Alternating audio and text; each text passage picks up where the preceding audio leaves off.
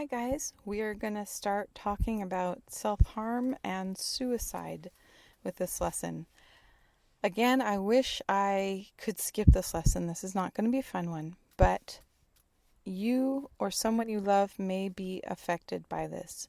And so I believe this is one of those lessons I cannot skip in good conscience, because you could learn something from this that could literally help save your life or someone else's life if you learn how to help someone who is feeling suicidal.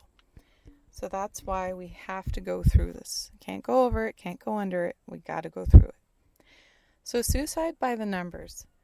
So these are just the numbers for youth. Okay? Among young people aged 10 to 24, the second leading cause of death is suicide. And that's bad. That's wrong. And it's just, yeah. So over 5,000 young people attempt suicide every day. That's really, really bad. Okay, so generally speaking, teen girls attempt suicide at a 3-to-1 rate. So for every one teen boy that attempts suicide, there's 3 teen girls attempting it. So they tend to be, let's say, if 100 teen boys attempted suicide, there's 300 teen girls who attempted. There's more girls attempting suicide. However, teen boys die by suicide at a 4-to-1 rate compared to teen girls. So we're talking about the ways that boys and girls generally attempt. Teen boys tend to succeed in their attempt. This is one of the reasons why, is because, for example, if you're using a shotgun to try to kill yourself, generally speaking, you're going to succeed. I mean, there's the rare case where I've heard from nurses and stuff of people trying to shoot themselves in the head and they just blow off half of their head and then they're still alive. That's not fun for anyone, right? But generally speaking, the kinds of methods teens, boys tend to use tend to be more fatal. And that's why they tend to die. So you have a lot of girls trying or attempting, but they don't actually die usually. But generally speaking, when boys try, they do tend to die. So the rate of attempts to death, so 25 attempts to 1 death overall between boys or girls. Again, most of the ones actually dying are boys. So generally speaking, an attempt is not necessarily, I really want to kill myself. It just means I want to stop the pain. And so I'm going to try this. I'm not 100% sure I want to. So I'm not going to use a really lethal method. Because honestly speaking, guys, it's really not hard to kill yourself. People manage it every day. It's very hard to come to the point where you've decided that there is no other option. And that's not a place anyone should come to. And so we're going to talk about how can we not get to that place. Because it's not good. It's not okay. No matter what the society says. I know there's, movies and 13 Reasons Why and all that stuff. There's always a reason to live.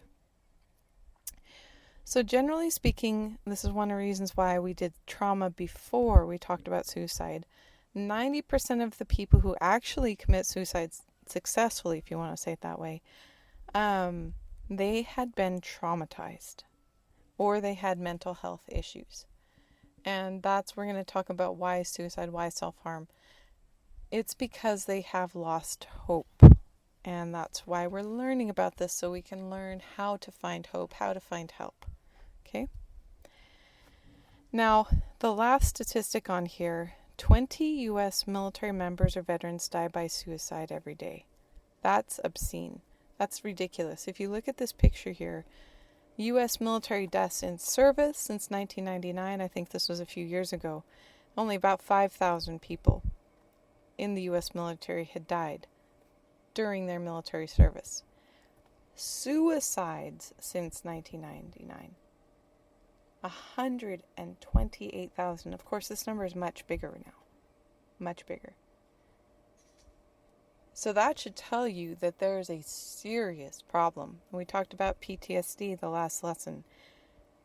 One of the major problems with PTSD is that it leads to suicide.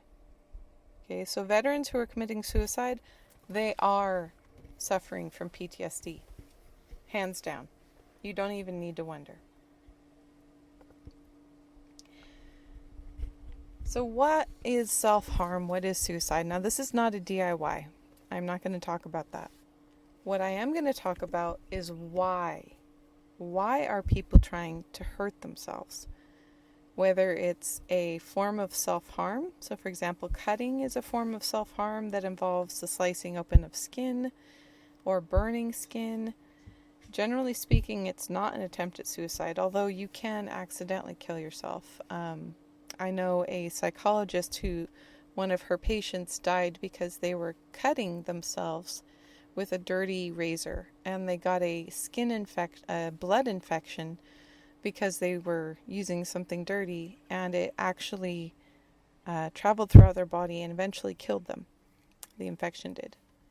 It's possible to kill yourself using these self-harm things, but any kind of self-harm, up to and including suicide attempts or committing suicide, are attempts to stop pain, anger, and or frustration. They can also be asking for help. People are not trying, generally speaking, to hurt other people when they hurt themselves, right? It's trying to cope with something that is not easily copable with. Your buffer for handling it is gone, and you don't know what to do, and so you turn to something that seems like it will help. Unfortunately, although this is a deception that is found in the ideation of self-harm, you think it will make it better.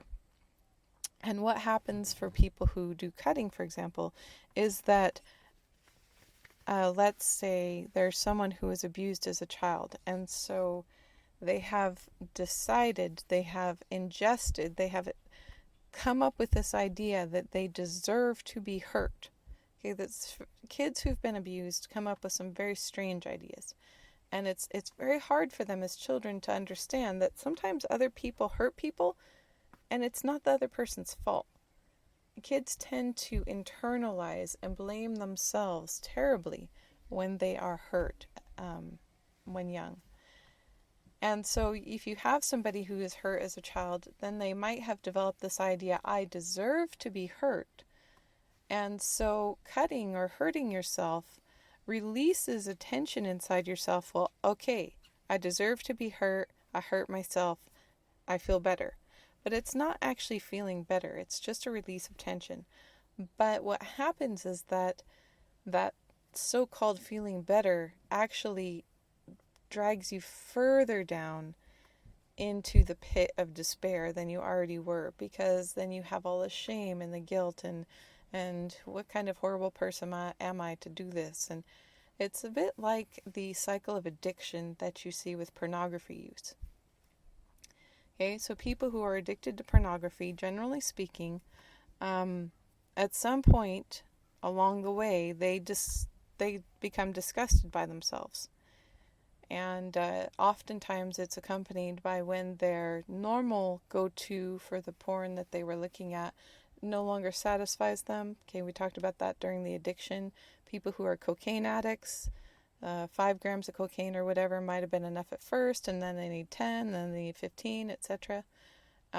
It always needs more because your brain is trying to cope with what you're doing to it. Same thing with porn addictions. And so what happens with porn addictions is people discover, well, the first thing that they found exciting or whatever didn't work anymore, so then they try to find harder and harder porn, and then they end up finding things that are depraved and disgusting.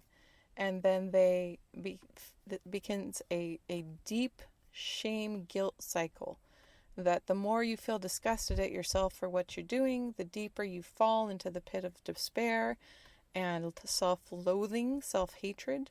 And then the more you try to cope with those feelings by giving into your addiction, the deeper you fall, and it's this endless cycle to the bottom.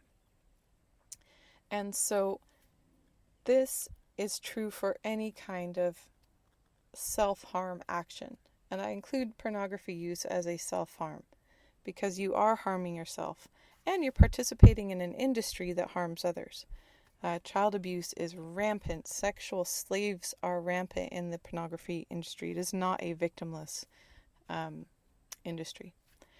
So what happens is there's a lot of shame, a lot of guilt. And all of these things are trying to deal with pain or upsetness or something being very wrong. Now there's other ways of dealing with those that are healthier. And there are ways to get free of addictions, and there is hope. So I want you guys to remember that when I talk about all this stuff, this is not the end of the road. This is very much, there is help and hope out there. All right, one of the things that people don't understand as a form of self-harm are being extremely risky with what you're willing to do. Boys, this looks like jumping off of a high place, and risky physical behaviors. Quadding without a helmet. I think there was a boy who had a quadding accident last Christmas a few months ago and ended up braining himself, I think, because he wasn't wearing a helmet. This is a risky behavior, and it's a form of self-harm. If you know that you're going to hurt yourself if you do this and then you do it anyways, that's a form of self-harm. You're putting yourself in danger. Also, eating disorders is a form of self-harm. That's where you are injuring your body in order to punish yourself. And again, it's not about the food. It's about trying to deal with pain. Or sometimes, that we talked about trauma last lesson. Trauma involves a very big feeling of feeling hopeless and out of control and having someone else do something to you. So the example I used of the big T trauma was my neighbor who was at the Las Vegas shooting, and the shooter killed his friend. That's very much being a victim. And one of the ways that self-harm behaviors lie to you is they make you think, well, you're the one doing it, so you're in control. And so that solves for some people that feeling of helplessness from a traumatic event. Of course, you're not doing something good, so you're not really in control of yourself. So it's a lie, but it is, it is one way people cope. Okay, 3 things you need to know, 3 terms or phrases. Suicidal ideation. All that means is thinking about committing suicide. This means like you're at the end of your rope and you're like, I should just end it all. And you're not really meaning it, and you're just kind of using hyperbole, like big words like, I just can't handle it. I'm just going to end it all. This homework is too much. Okay, suicidal ideation. Or it could be, on Friday, I'm going to do this, and then I'm going to do this, and then I'm going to do this, and then I'll be dead. Okay? That's a detailed plan. So both forms, the whole spectrum is suicidal ideation. Okay, a precipitating event, that is another phrase you need to know. What that means is that people who succeed, generally speaking, in committing suicide, something bad happened to them right before. I knew a boy who was in my grade, and in 9th grade, beginning of the year, he committed suicide about 2 weeks into the school year with a shotgun. And the precipitating event in his case was he had asked a girl out and she said no. And he struggled with mental health and depression and all kinds of other things. And that precipitating event was enough for him to commit suicide. Hopefully, all of you know that there are other ways to deal with disappointment than committing suicide, and you'll never be in that place that he was. But that's where he was already at because of other things in his life. So that's a precipitating event, something that makes you feel like I should just end it all. Okay, now suicidal contagion or suicide contagion. This is a phrase that people have come up with to explain what happens. So the whole, if everyone else jumped off a cliff, would you as well? And of course, your mom's saying, don't. If I don't care if all your other friends is jumping off a cliff, you shouldn't do it. But people tend to do it. Okay, so if someone, for example, committed suicide online and a lot of people heard about it, then that starts kind of copycat suicidal people. And for example, there was a town in Canada. The majority of the people in the town were of a particular First Nations in Canada or Native American tribe. And one person committed suicide, and then another, and eventually, I don't know, like 10 or 15 people ended up committing suicide in this very small town. It's crazy. It was suicide contagion. Everybody got infected by the idea. It's like a virus. All right, so certain factors are more likely to lead to self-harm. So if you don't know how to cope with stress or trauma, obviously you are not going to cope well with stress or trauma, and you are going to feel like you have less hope, you have less help, you have less reasons to stay alive. Okay, so that's a pretty obvious one. If you have difficulty managing your emotions, or if you've experienced so much crap in your life that even the most balanced, healthy, normal, sane person would have a hard time coping with all of that crap, that's more likely to lead to self-harm. Okay, mental health issues. If your brain tends towards depression or anxiety because of your biological makeup or the trauma that's happened to you or a chemical imbalance, obviously I talked about the statistic, 90% of people who do commit suicide have some history of mental health issues, most often depression. So you're more likely to commit suicide. Drug use. Now remember, we've talked about marijuana leading to triggering paranoia in people, and I said one of the problems with marijuana, and we talked about, hopefully you read the article I showed you, one of the problems with marijuana is it can trigger you into full-blown schizophrenia, which is where you are seeing things that aren't there, hallucinating, delusion, paranoia. Certain drugs, and not just illegal drugs, there's actually on the shelf, you have to have a script for them, drugs that lead to increased suicidal thoughts. A common drug for ADHD now comes with a black box warning because it caused a significant percent of the people who tried it for their ADHD, their attention deficit hyperactivity disorder, to start thinking about suicide. That's a bad thing. If you start feeling like committing suicide after you're starting a new drug, stop the drug, right? Don't let the drug lie to you. There is more to live for.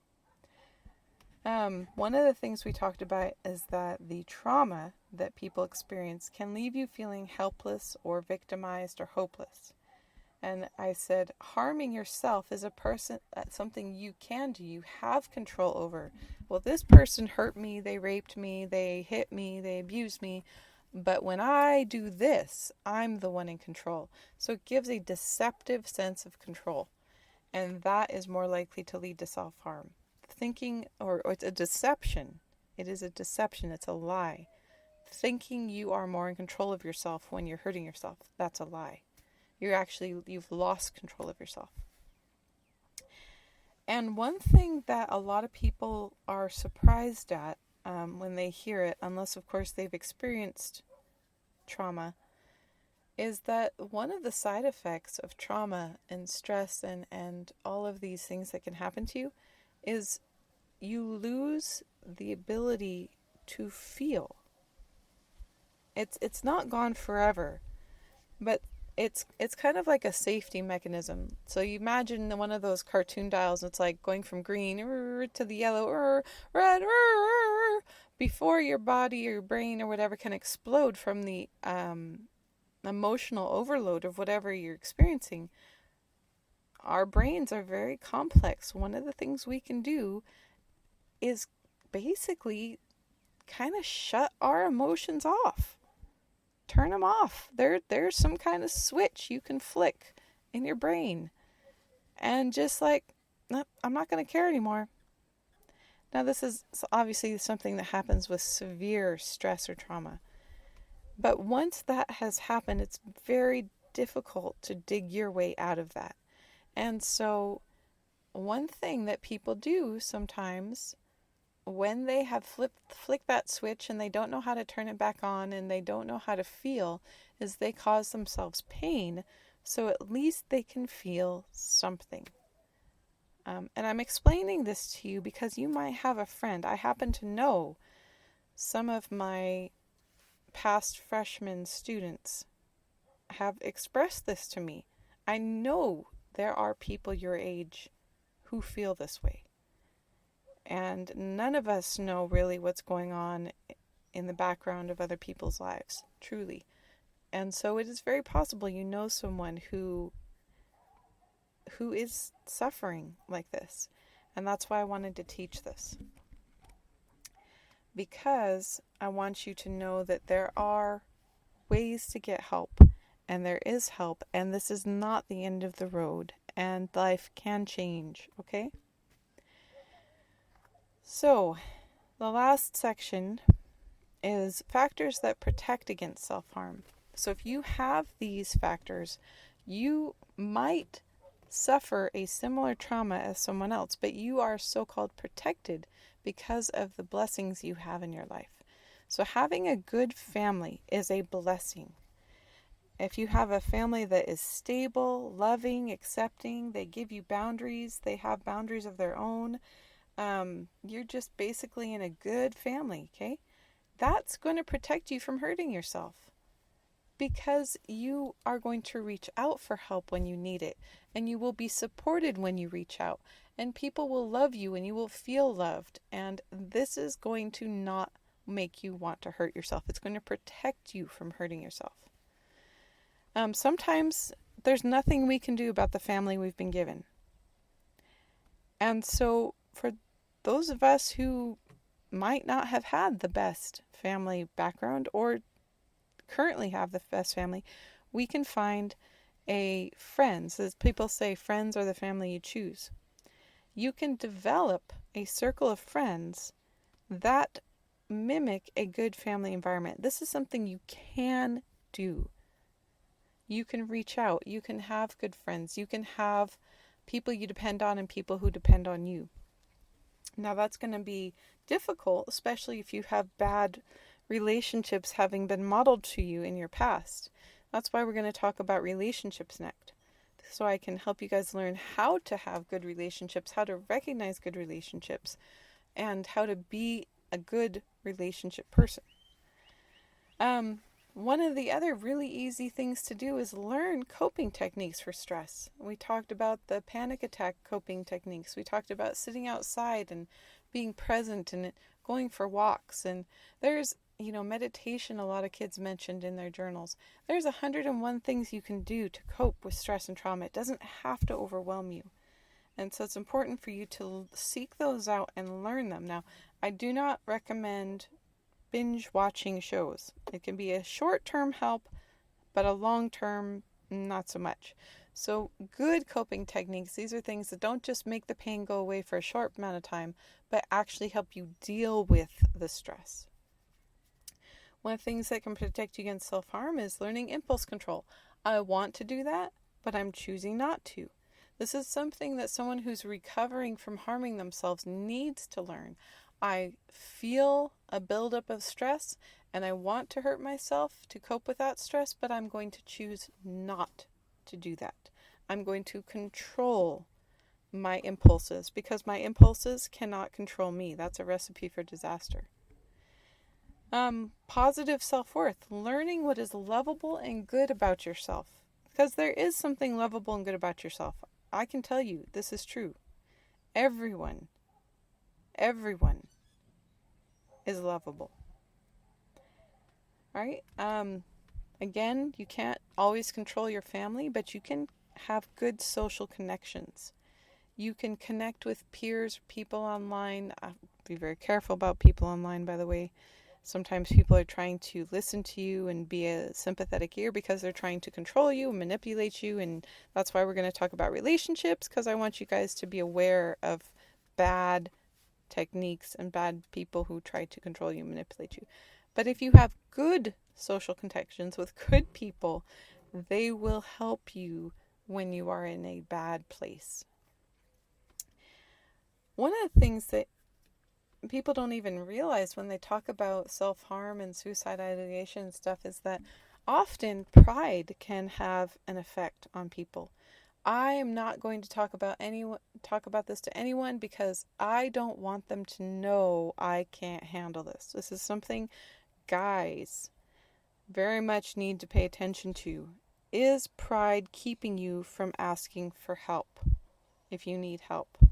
And girls, you know what? You need to pay attention to this too. Pride is a problem when it prevents you from looking for the help you actually need. Seeking out mental health assistance. There are free counselors. At every police station, they have access to free counselors. The police officer, the fire department guy here is telling me, any time of the day you want, you can go to a police station and say, I need to talk to somebody. There are hotlines. I used to work on a crisis line. This is one of the reasons why I know so much about this, because I used to volunteer on one of these crisis phone lines when people would call in crisis, and I would talk to them. And so I had to be trained on how to talk people basically off the ledge, right? There are trained professionals who can help you if you need it. And you need to be able to seek that out if you do need it. And finally, religious support. It has been proven that having a religion, having the support of the religious people with you, protects you from harming yourself. It's just one of those things that's a statistically proven thing. I could talk about that privately. But it is a factor that protects you against self-harm. Now, finally, how do you get help? And this is really simple. Ask. Just ask. And if the first person you ask doesn't help you, then find a new person. Call a hotline. Write someone a note. Send someone an email. Do a TikTok video. Whatever you need to do to ask for help, this is what you need to do. And you need to keep trying until you find help. We're going to watch a video on how to help someone else. So make sure you watch that, because again, some of this stuff you may never experience. You might be one of the blessed few who have a list of all these wonderful supports in your life, and you are never going to struggle with this. But that doesn't mean that the person next to you has that support, and you might need to be a support for them. So learn how to recognize the signs of depression and suicidal ideation, and learn how to ask people, hey, how are you doing? Reach out. Be the person you would like somebody else to be if you needed help, right? Sometimes this requires self-sacrifice.